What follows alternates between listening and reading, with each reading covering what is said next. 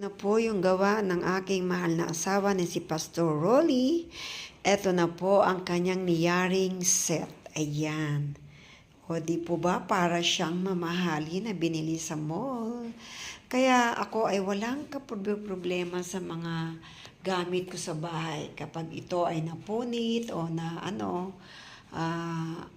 nagagawan ng paraan. So, ito po ay leather na ngayon. Ayan o, leather siya. Kumpara doon, napupunasan po ito at aalis yung dumi. Ayan, leather po siya.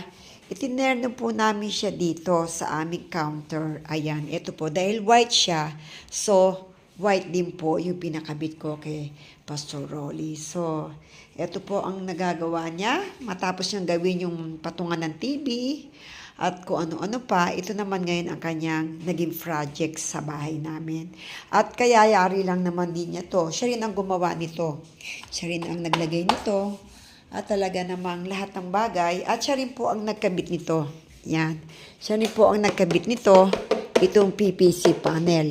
Kami pong mag-asawa ang nagkabit niyan.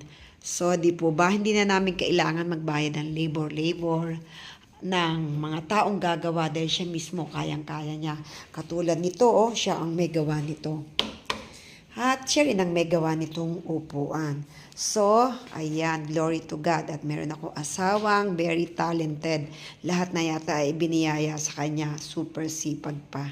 Ayan, glory to God sa aming buhay na siya ang gumagabay. At siya rin ang patuloy na nagbibigay ng katalinuhan sa amin. And glory to God's the favor of God I always be with Him. Yan. Thank you, Lord. In Jesus' name, amen.